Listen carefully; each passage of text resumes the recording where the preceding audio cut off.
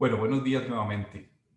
Nos corresponde ver el tema de la obligación tributaria, o un poquito más ampliamente de la relación jurídica tributaria. ¿Qué vamos a ver? Vamos a ver el hecho generador de la obligación tributaria. Vamos a ver cómo se configura jurídicamente el tributo. Vamos a dedicar un buen tiempo a explicar cuáles son los elementos del hecho imponible o hecho generador, para finalmente arribar al tema de la exención tributaria. Quizás empezar diciendo que inicialmente este tema, quiero decir, con la Ordenanza General Tributaria Alemana de 1919, se hablaba únicamente de la obligación tributaria. Hecho generador, surge la obligación tributaria.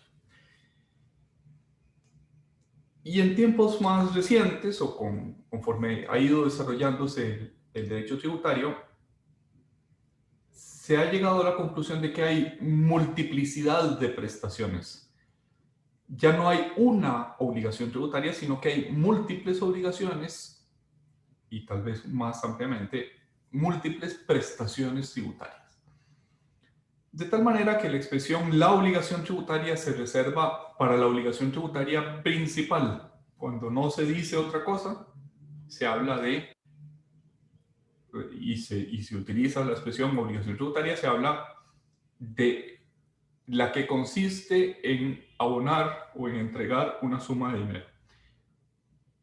Pero a la par de, junto a, frecuentemente con la intención de garantizar esa obligación tributaria principal, hay muchas otras obligaciones: llevar contabilidad de una determinada manera, emitir facturas, en tiempos más recientes emitir comprobantes electrónicos, presentar declaraciones informativas, hacer retenciones, de tal manera que podemos decir hay una gran cantidad de prestaciones en la relación entre los sujetos pasivos y el sujeto activo.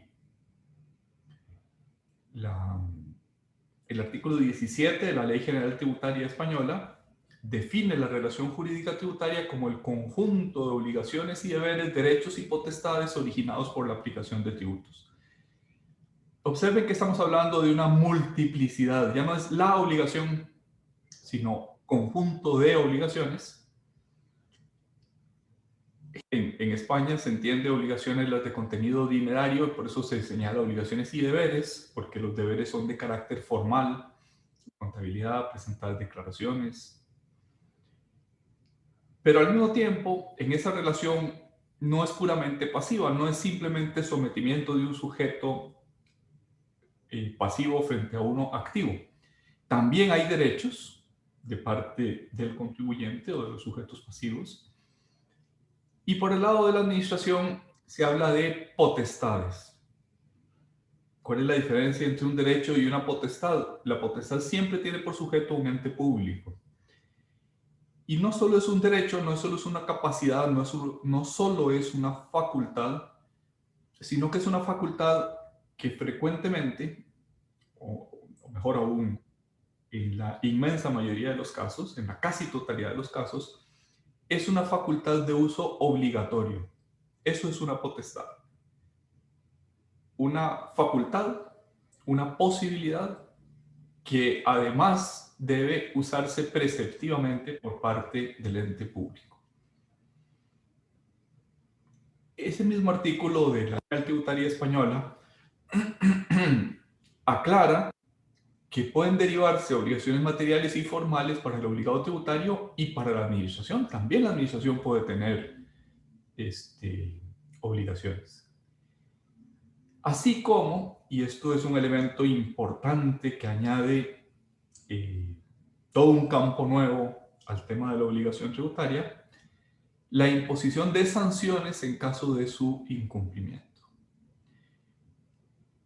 Quizás vale la pena tener, la definición no es 100% exacta, pero ayuda como esquema a entender la obligación tributaria, el que cuando se utiliza la expresión material, obligación material, a veces deberes materiales, pero generalmente obligación material, se refiere a la de contenido económico. Y en cambio, cuando se habla de deberes formales, se habla por oposición a aquellas que no tienen por objeto la entrega de una suma de dinero. Esto es los deberes contables, los deberes de declaración, los deberes de soportar una fiscalización, todos aquellos que no tengan un contenido económico, o mejor dicho, que no tengan como contenido la entrega de una suma de dinero, suelen agruparse bajo el título de deberes formales. Vale la pena mencionar además que, aunque generalmente en la obligación tributaria hay un sujeto pasivo, el obligado tributario, y un sujeto activo, normalmente la administración, esas posiciones activa y pasiva pueden cambiar. Por ejemplo, el obligado a hacer pagos parciales a cuenta del impuesto sobre la renta. Estamos hablando de un obligado tributario sujeto al impuesto a las utilidades, que cada 3 meses tiene que hacer un pago in advance, un pago anticipado a cuenta del impuesto que se producirá al final de año. Eso está, y sería bueno que cuando tengan un momentito lo lean, en el artículo 22 de la Ley del Impuesto sobre la Renta. El obligado tributario, el sujeto de impuesto sobre la renta, tiene la obligación de pagar, bueno, antes de eso tiene la obligación de hacer un cálculo que incluye los últimos 3 periodos o el periodo inmediato anterior, y el que sea mayor, el promedio de los últimos 3 años o el impuesto pagado el año anterior, de esas 2 parámetros, promedio versus impuesto del último año, promedio de los últimos 3 versus promedio del último año, escoger el más alto. Y una vez hecha esa escogencia, dividirlo, ya sea el promedio, ya sea el impuesto del año anterior, entre 4 y pagar a la administración un 25%, es decir, una cuarta parte, el último día hábil de junio, el último día hábil, otra cuarta parte, el último día hábil de septiembre y otra cuarta parte, el último día hábil de diciembre. Que estos pagos anticipados o pagos a cuenta, como señala este último nombre, son a cuenta del impuesto que se va a liquidar cuando acabe el periodo fiscal. Recuerden ustedes que el periodo fiscal del impuesto sobre la renta coincide con el año. Por tanto, al 31 de diciembre debo cerrar la contabilidad y presentar una declaración en los 2 meses, 15 días siguientes, es decir, alrededor del 15 de marzo siguiente. Por tanto, el diseño del artículo 22 de la Ley del Impuesto sobre la Renta es que yo pague aproximadamente una cuarta parte de mi impuesto de este año anticipadamente el 30 de junio, segunda cuarta parte anticipadamente el 30 de septiembre, una tercera cuarta parte el 31 de diciembre y liquide, esto es aproximadamente la cuarta parte, pero puede ser más, puede ser menos, en torno al 15 de marzo. Cada trimestre aproximadamente una cuarta parte, y en el último trimestre liquido por si el impuesto de este año fuera mayor o menor. Vean lo que pasó durante el año de pandemia. Aquí pensemos en un hotel que había tenido buenas utilidades en el año 19 y por tanto le tocaba hacer el pago parcial en el año 20, ya sea con los resultados del año 19 o con el promedio de los últimos 3 años, 17, 18 y 19. Probablemente al 30 de junio ya ese hotel era consciente de que el año iba a ser una catástrofe desde el punto de vista económico. Tan era consciente que los diputados excepcionalmente dijeron que no se hiciera el pago parcial de junio, pero no eliminaron los pagos parciales de septiembre y de diciembre. ¿Eso qué quiere decir?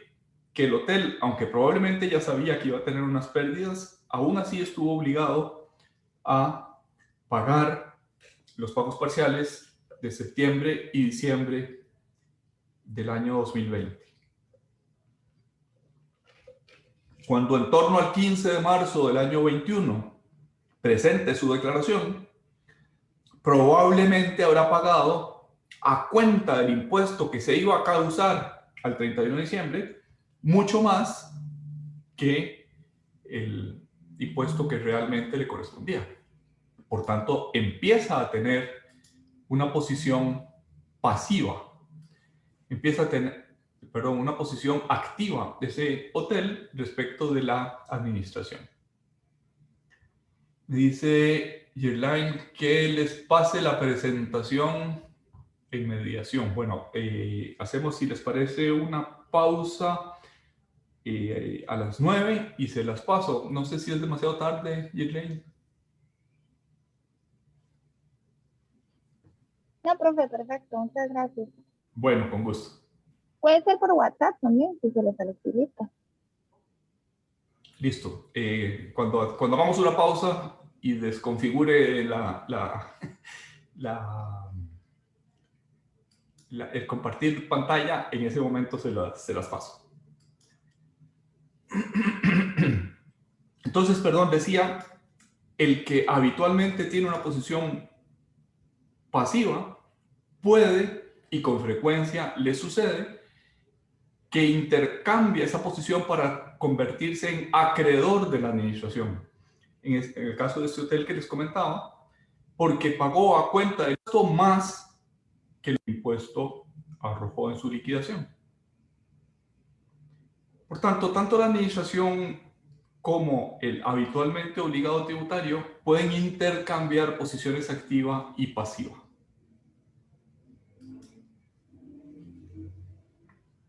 Esto que llevamos dicho hasta este momento nos lleva a entender esa expresión prestaciones tributarias, que alude a la pluralidad de deberes y de obligaciones. Ya decíamos antes que cuando no se le pone ningún adjetivo calificativo a la obligación tributaria, por antonomasia se entiende aquella que consiste en el pago de un tributo. Pero junto a, alrededor de, y frecuentemente para garantizar, hay otras obligaciones y deberes que suelen llamarse principal y accesoria. La obligación tributaria principal es la obligación de pago del tributo. Las accesorias pueden tener contenido patrimonial. Por ejemplo, si usted paga tarde el impuesto, le corresponde adicionalmente pagar intereses y mora. Es decir, son obligaciones materiales también, aunque no sean la obligación tributaria principal.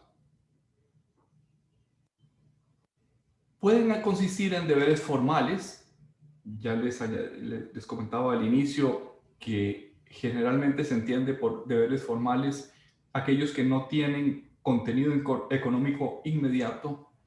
Por ejemplo, declarar, por ejemplo, facilitar datos, por ejemplo, emitir facturas, por ejemplo, soportar la fiscalización. permitir la entrada en los locales para verificación de parte de un auditor. Eso se llaman deberes formales. Y hay algunas obligaciones, generalmente también de contenido económico, que tienen una cierta autonomía respecto de la obligación tributaria. En el caso del hotel que les mencionaba, a pesar de que la obligación de hacer pagos a cuenta del impuesto sobre la renta es una obligación accesoria, no solo es a cuenta, sino es a cuenta del impuesto sobre la renta, es accesoria del impuesto sobre la renta, tiene cierta autonomía. Con esto quiero decir que pueden ser exigidas incluso si no hay impuesto sobre la renta. Es cierto que estoy empleando el adjetivo calificativo cierta con el contenido de alguna autonomía, no es plena autonomía. Si leen detenidamente el artículo 22, como les recomiendo que hagan, de la ley del impuesto sobre la renta, verán que el obligado tributario puede pedir a la administración una readecuación o incluso una eliminación de uno o varios pagos a cuenta. Esto es, el hotel le podría pedir a la administración: mira, este año está catastrófico, no he vendido nada en el último semestre, no voy a tener utilidades. Permitime no hacer el pago parcial de septiembre. O bien, con el pago parcial de septiembre ya cumplí la obligación que se va a determinar al final de año, por tanto no me obligues a hacer el pago parcial de diciembre. O bien, readecuámelos. Si con la fórmula del artículo 22 me correspondía pagar 1,000, pues con mis proyecciones, con los estados financieros proyectados, recalculámelos de tal manera que en lugar de pagar 1,000 en cada uno de esos 3 trimestres, ahora pague, no sé, 200 en cada uno de esos 3 trimestres. Lo mismo, hay una obligación de soportar retenciones, cuando el que contrata sea un ente público. No es el único supuesto, pero es el supuesto más frecuente.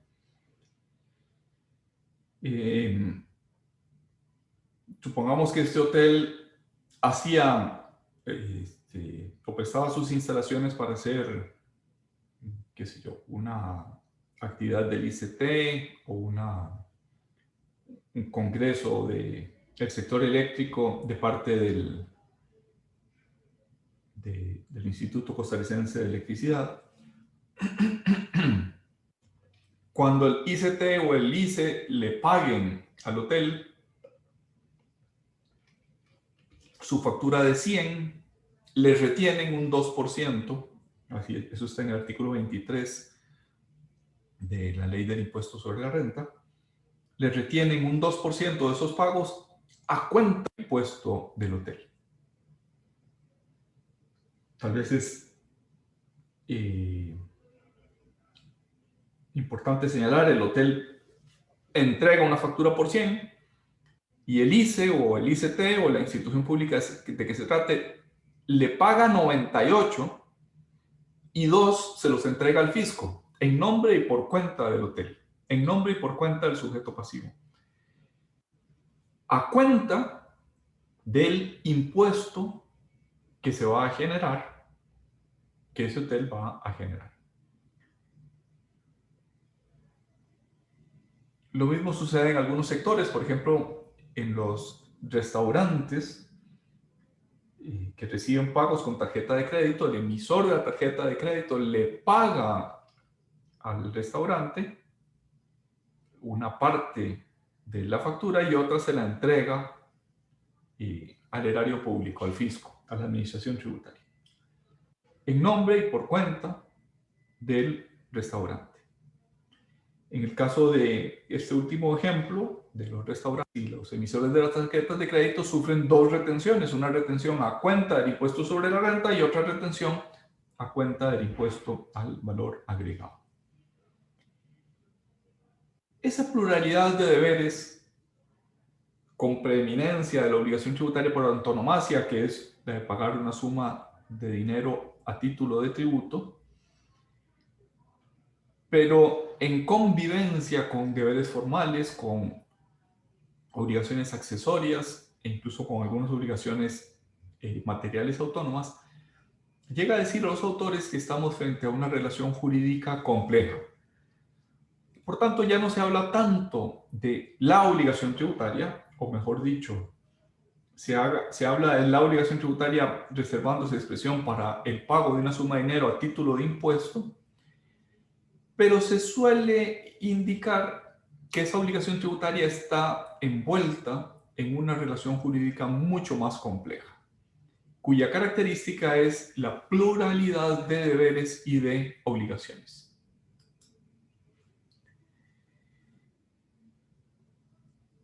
Antes dijimos que de manera general esas obligaciones tributarias o esa relación jurídica tributaria puede tener contenido material o puede tener contenido formal. Enfoquemos ahora nuestra visión en las obligaciones tributarias materiales. La principal es la obligación de dar una suma de dinero o de entregar una suma de dinero en concepto de tributo como obligación tributaria principal. ¿Cuál es la relación? Es una relación de crédito. Mientras que en el derecho civil se constituyen las obligaciones de crédito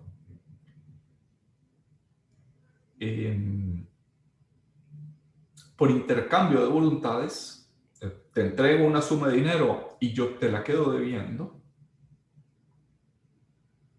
Hay un intercambio de voluntades.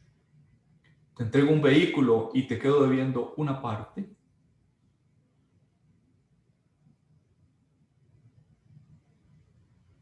Es lo normal, aunque hay excepciones. Sin querer, involuntariamente, choqué tu carro, entonces te quedo debiendo el arreglo de ese carro. Pero lo normal es que intervenga la voluntad. En la relación jurídica de crédito tributario, el sujeto deudor o pasivo se convierte en deudor ex lege, a partir de la ley, no por su voluntad. Incluso la palabra impuesto hace referencia a que se impone a la voluntad del sujeto pasivo.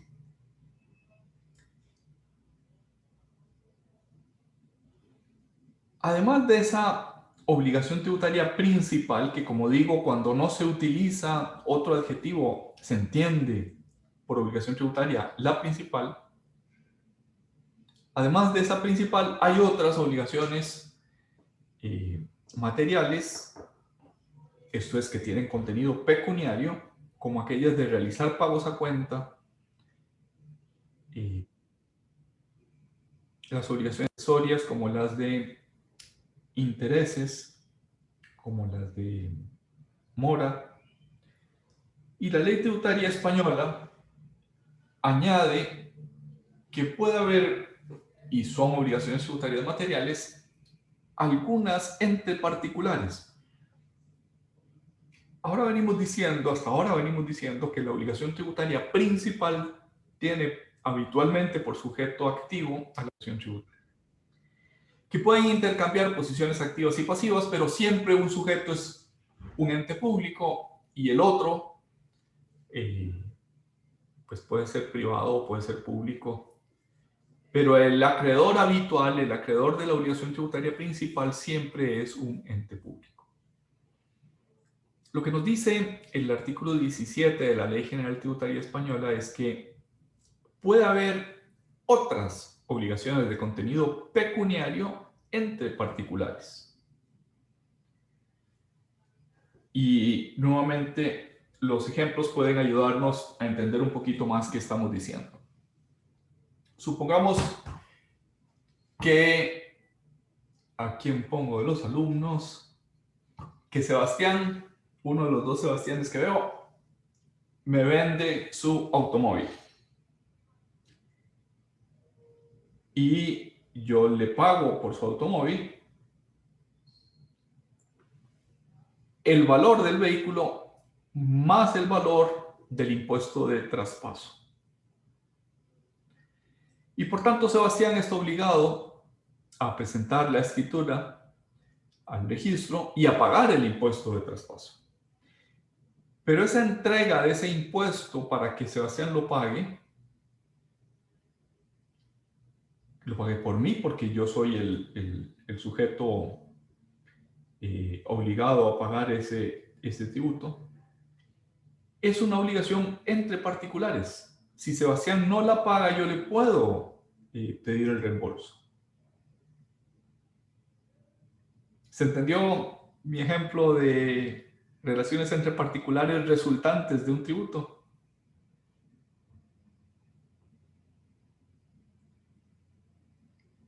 ¿Se entendió?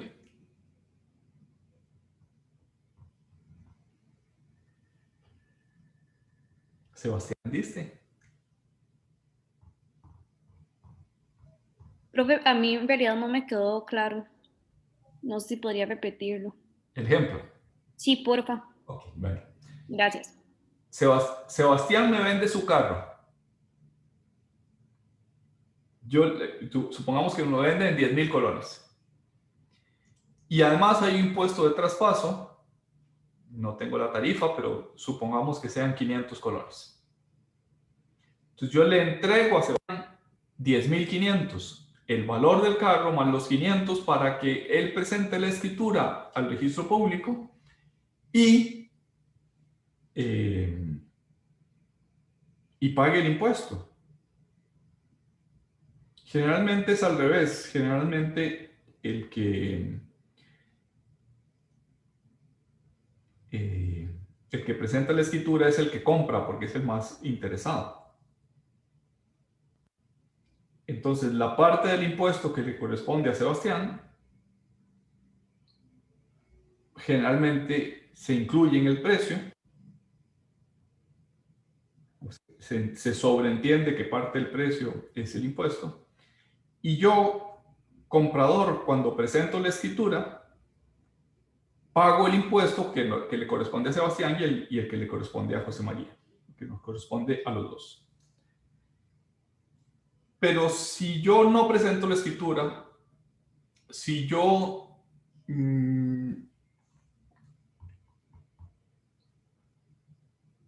no pago el impuesto, presento la escritura pero no pago el impuesto, si yo defraudo al fisco y Sebastián me entregó una suma de dinero para que yo pagara el impuesto por él, ahí hay una relación entre particulares resultante del tributo.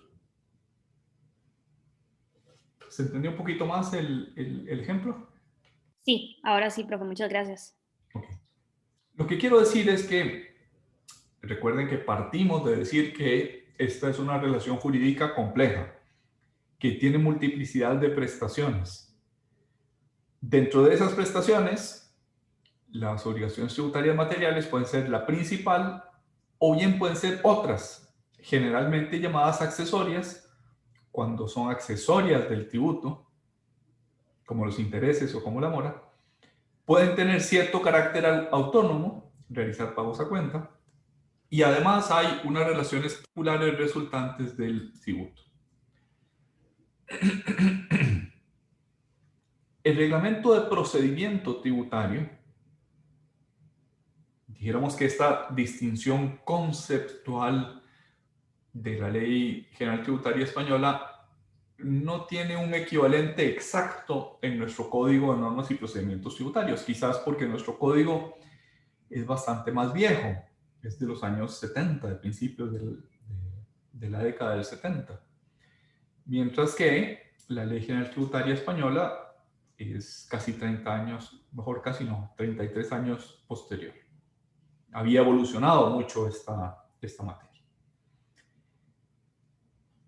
No obstante, aunque no está en el Código Tributario costarricense, sí está en el Reglamento de Procedimiento Tributario, que define la obligación tributaria material como aquella que consiste en pagar una suma de dinero en concepto de tributos, pagos a cuenta, sanciones administrativas pecuniarias, pago parcial o como obligación accesoria por intereses.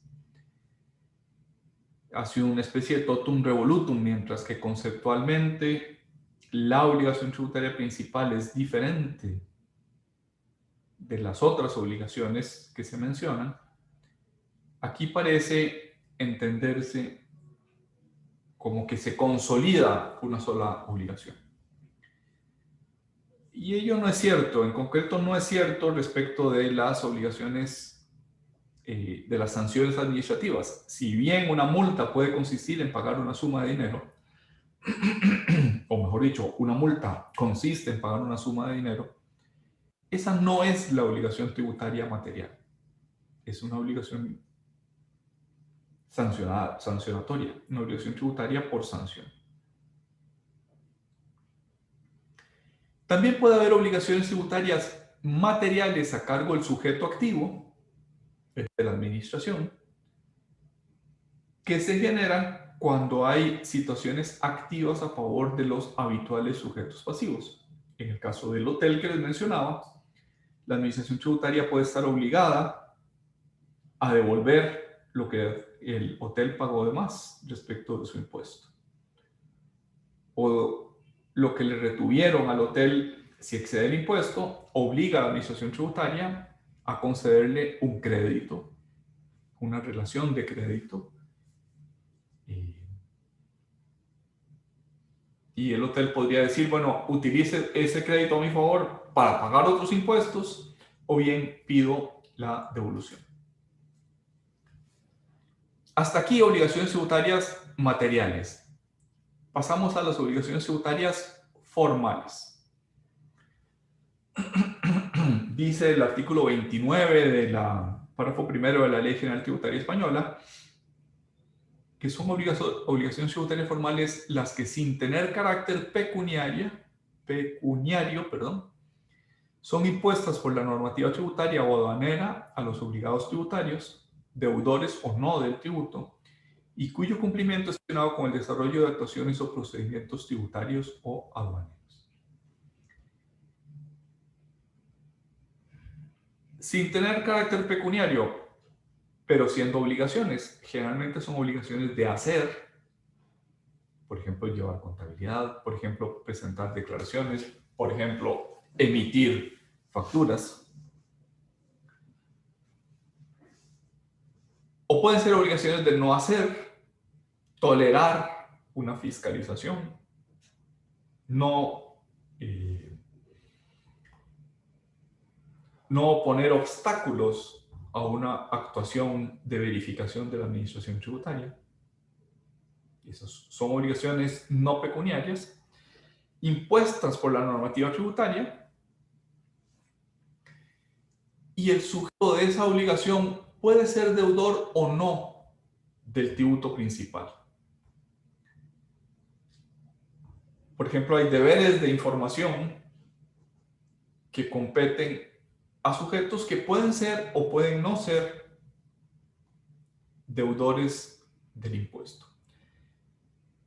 Si se fijan en el Código de Normas y Procedimientos Tributarios, dice que uno de los obligados, a partir del artículo 103 del Código, uno de los obligados a presentar información a la administración tributaria pueden ser los colegios profesionales. Puede exigir la administración a un colegio, dígame cuáles son los promedios que ganan sus agremiados.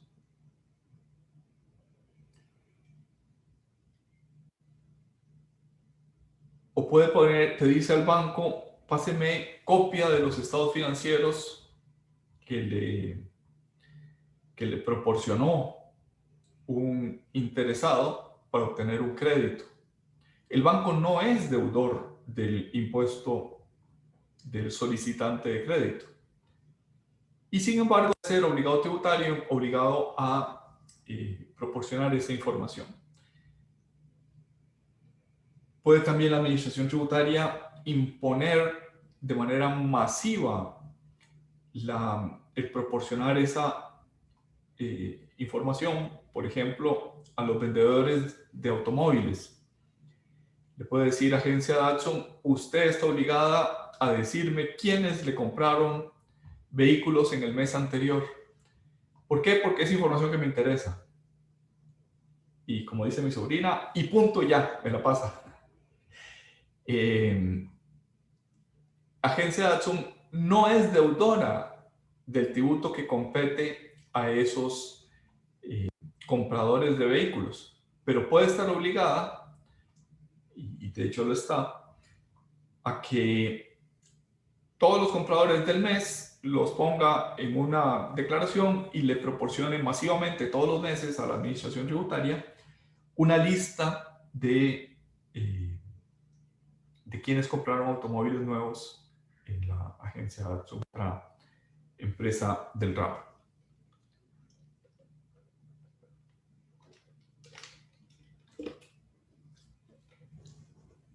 Los deberes formales se basan en el esquema potestad-deber de carácter administrativo, generando deberes o obligaciones de hacer, no hacer o tolerar.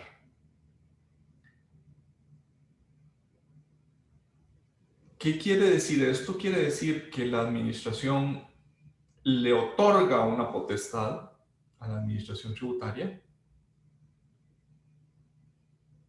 Es una facultad que, como decíamos antes, lleva aparejada la obligación de ejercerla, un poder deber, una potestad de uso obligatorio.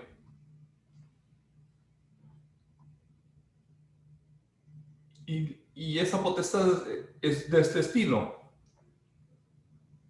La ley le dice a la Dirección General de Tributación, usted hará el formulario en el que se presenten las declaraciones tributarias. Y el contribuyente tiene el deber de usar ese formulario. No puede presentar su declaración, pues no sé, en una hoja de Excel. Tiene que usar el formulario creado en uso de ese esquema poder-deber. No puede la administración no ejercer su facultad de diseñar ese formulario.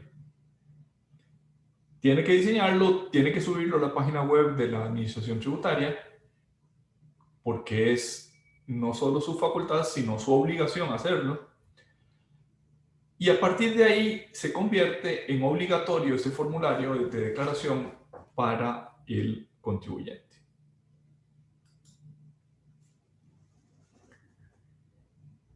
De esta definición de las obligaciones tributarias formales, resulta que los obligados pueden ser o no ser deudores del tributo. Por ejemplo, habrán visto la discusión que hubo este año sobre las sociedades inactivas. ¿Alguno se acuerda qué discusión es esa de sociedades inactivas?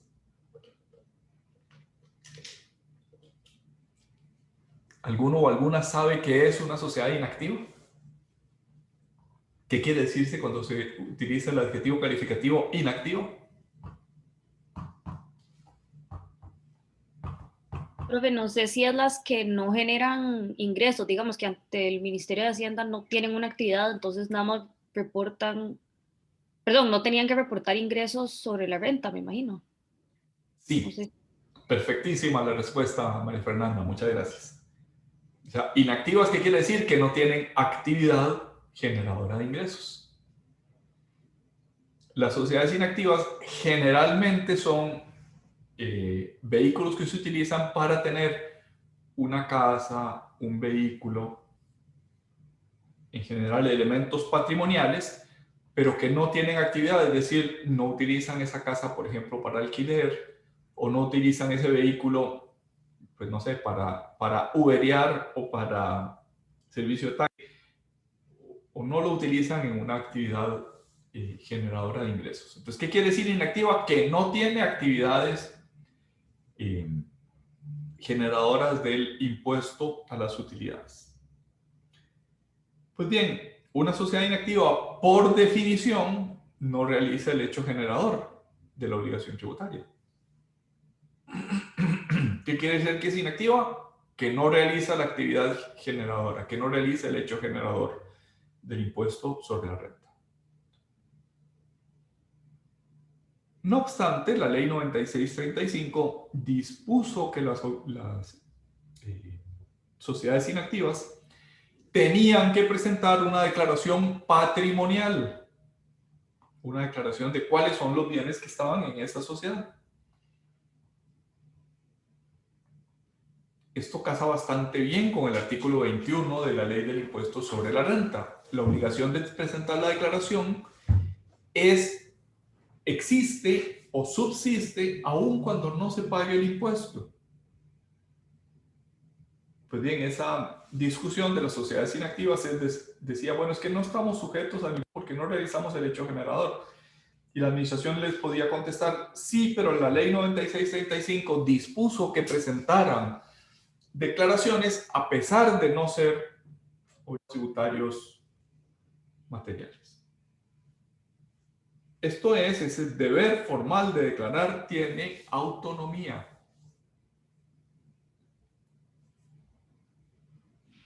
Finalmente, lo que sucedió en el caso de las sociedades inactivas es que, atendiendo la protesta generalizada de los contribuyentes, dijeron, bueno, está bien, el formulario debería ser un formulario solo de patrimonio, pero no me obliga a presentar, qué sé yo, estados financieros y balances completos cuando yo tengo una sociedad, simplemente porque ahí está mi casa en esa sociedad. No estados financieros completos, sino solo aquella parte de los estados financieros que se refiere al patrimonio.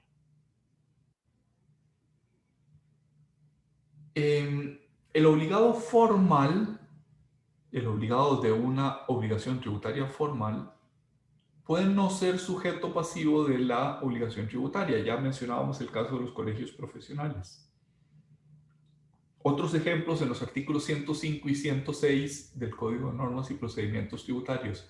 Los terceros pueden verse obligados a suministrar información de trascendencia tributaria o de pertinencia tributaria. Por ejemplo, el notario podría verse obligado a proporcionar información a la administración tributaria de los contribuyentes o de la capacidad económica de los contribuyentes que lleguen a su despacho, a su oficina, requiriendo sus servicios. Por tanto, la expresión sujetos pasivos que se utilizaba, bueno, que todavía se utiliza mucho, para explicar la obligación tributaria principal, ya no se usa tanto y ha cedido a favor de obligados tributarios. Porque los obligados tributarios pueden ser o no ser sujetos pasivos y aún así tener obligaciones formales. Esa expresión obligados tributarios es más amplia. Son los que tienen cualquier tipo de obligación, aunque no sea material, aunque no sea pecuniaria.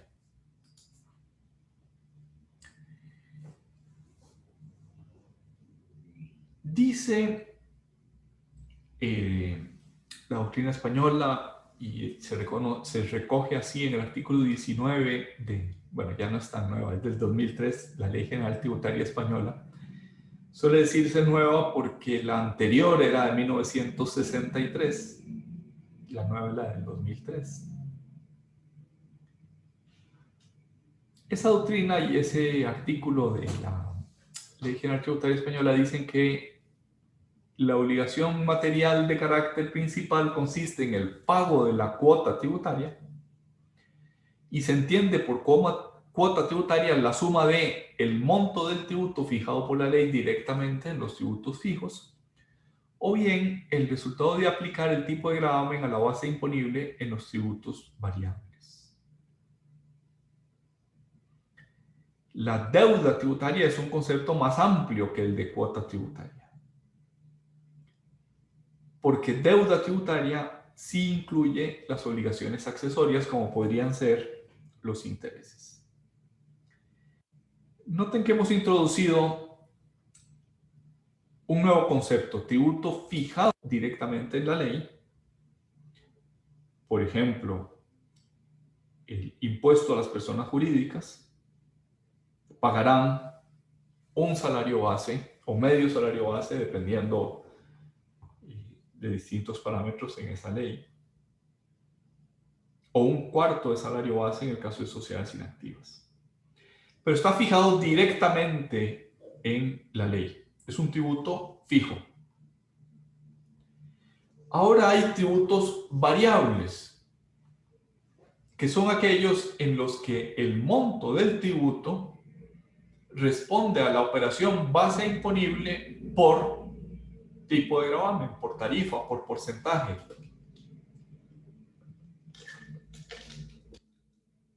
Ejemplo, en el impuesto al valor agregado, que si yo voy a un restaurante y la cuenta del restaurante son 50,000 colones, le aplico el 13%,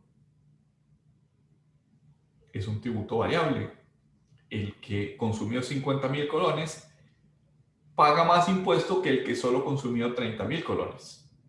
En ambos casos, la base imponible, ya sea 50,000, ya sea 30,000, se multiplica por el tipo de gravamen, a saber, el 13% del impuesto al valor agregado. Noten pues que introdujimos dos conceptos que no teníamos en las filminas anteriores. Tributo fijado por la ley directamente y tipo de gravamen aplicable a la base imponible en los tributos variables. Dijimos también, cuota tributaria es un concepto más restringido, menos amplio que el de deuda tributaria. La deuda tributaria incluye accesorios. La cuota tributaria solo se refiere al impuesto o a la obligación tributaria principal.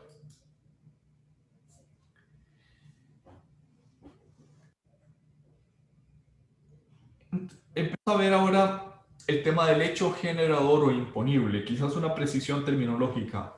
Hecho generador es una expresión más propia de la doctrina sudamericana,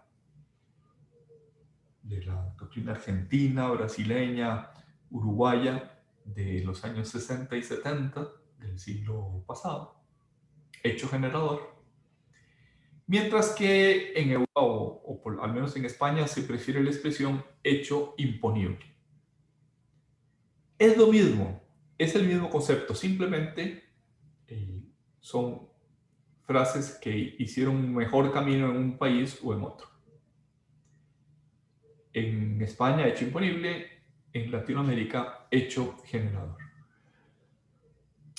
Y la función que cumple el hecho generador es que cuando sucede en la práctica, como dicen los italianos, en la fattispecie, cuando de hecho sucede, cuando de facto sucede el hecho generador, entonces surge a la vida jurídica la obligación.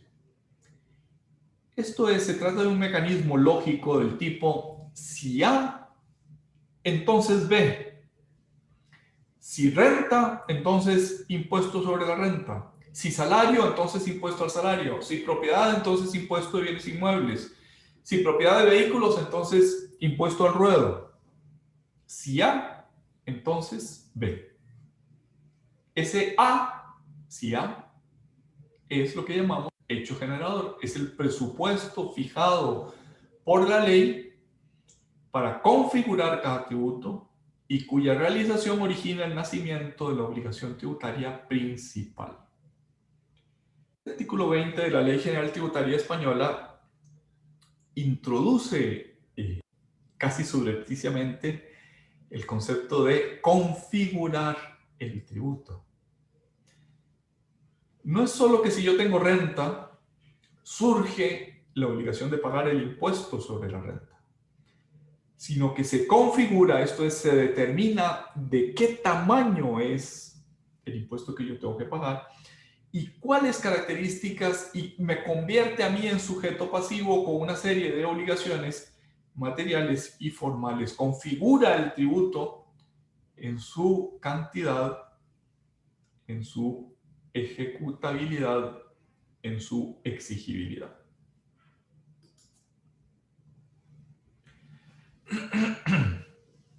Dice el artículo 11 del Código de Normas y Procedimientos Tributarios costarricense: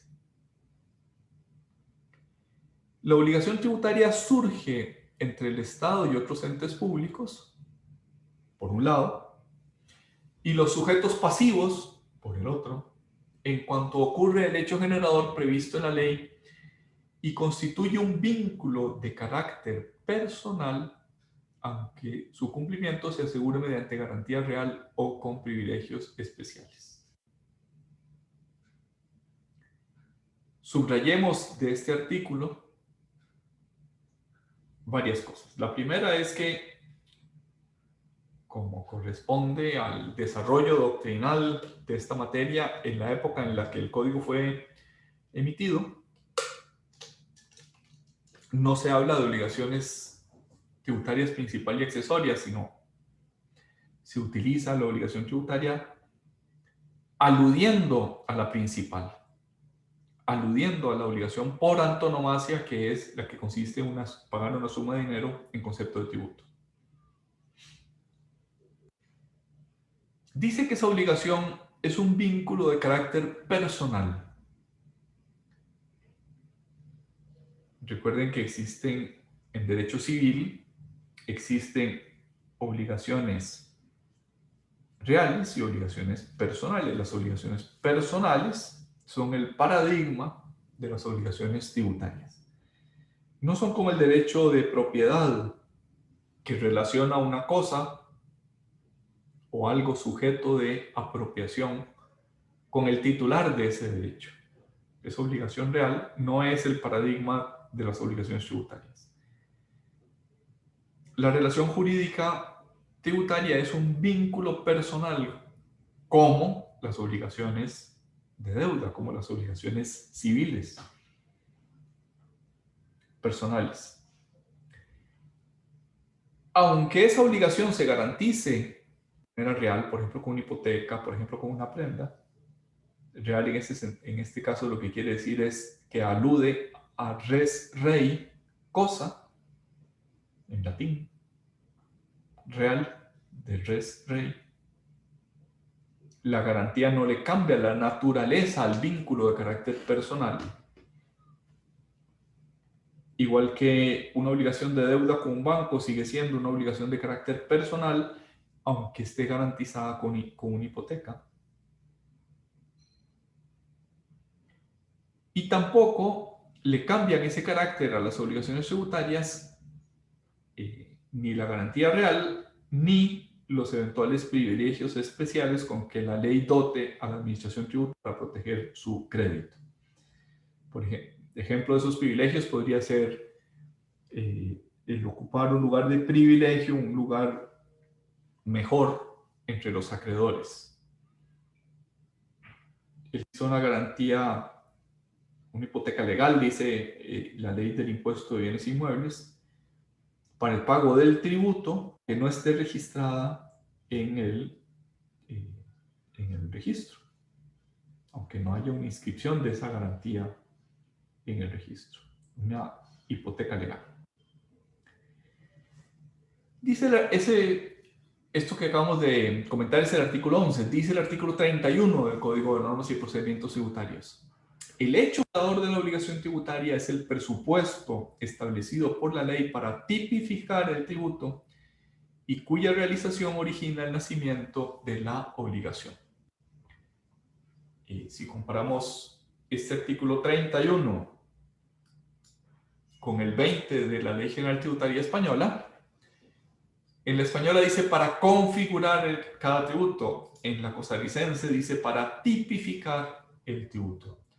Son dos verbos que aluden a la misma realidad.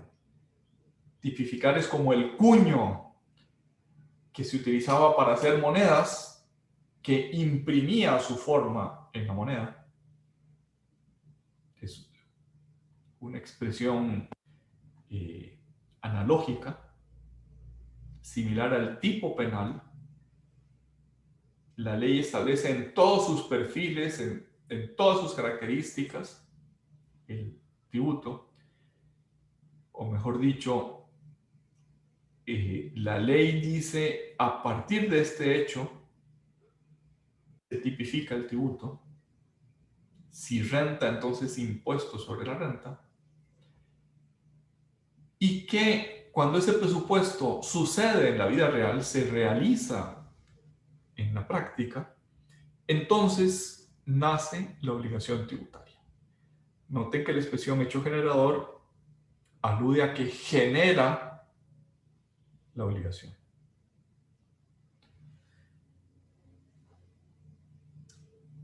Una forma doctrinaria de decirlo, ya no solo definiciones legales, es el conjunto de circunstancias hipotéticamente previstas en la norma, cuya realización provoca el nacimiento de la obligación tributaria concreta.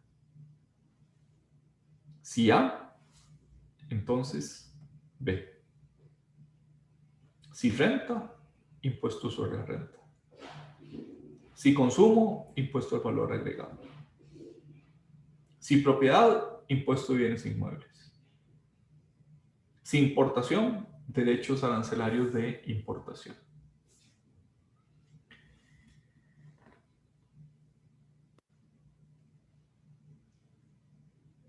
Hemos dicho hasta ahora que la obligación tributaria surge a partir del hecho generador. Ese esquema, si A entonces B, si sucede en la práctica el hecho previsto en la ley de manera hipotética para que surja a la vida la obligación tributaria, es un esquema que viene desde la Ordenanza General Tributaria Alemana de 1919. Ahí fue la primera vez que se explicó, por lo menos sistemáticamente, ese hecho generador. Ahora, el desarrollo de nuestra materia ha llevado a afirmar que la obligación tributaria puede tener, junto a la par del hecho generador, un presupuesto de hecho paralelo para otras obligaciones.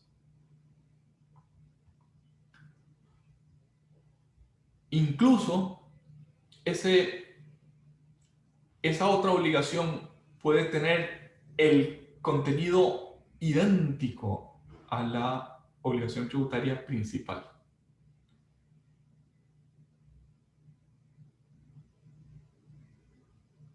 En el impuesto al salario, ¿cuál es el hecho generador?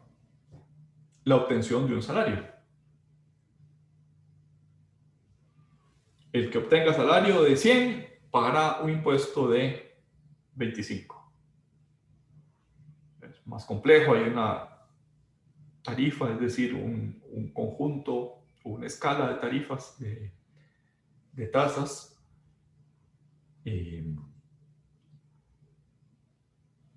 que suceden o que se vuelven obligatorias a partir de la obtención del salario. Pues bien, la ley puede, en este presupuesto de hecho paralelo, decir: obtener el salario genera el impuesto sobre los salarios, pero pagar el salario, no recibir, sino pagar, puede obligar al patrono a que retenga el impuesto y lo pague en nombre y por cuenta del trabajador. Es un presupuesto paralelo al hecho generador, pero de contenido idéntico. ¿En qué se diferencian? En el sujeto obligado y también en la obligación que surge. El hecho generador, recibir el salario, hace surgir la obligación de pagar el impuesto al salario. El hecho paralelo, pagar el salario, hace surgir la obligación de retener y entregar al fisco en nombre y por cuenta del asalariado el impuesto que le corresponde. Y esa obligación del patrono es una obligación sustitutiva. No solo es agente de retención, sino que una vez que practica la retención, excluye al empleado del círculo de obligados tributarios. Es una obligación sustitutiva. La obligación de sustituir, o mejor dicho, de retener y sustituir al empleado de sus obligaciones frente al fisco, no nace del hecho generador, sino de un presupuesto de hecho diferente, paralelo. No es obtener salario, sino pagar el salario. ¿Se entendió el presupuesto de hecho paralelo?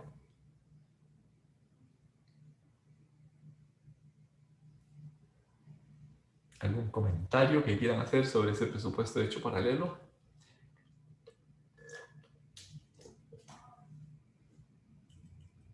¿Perdón?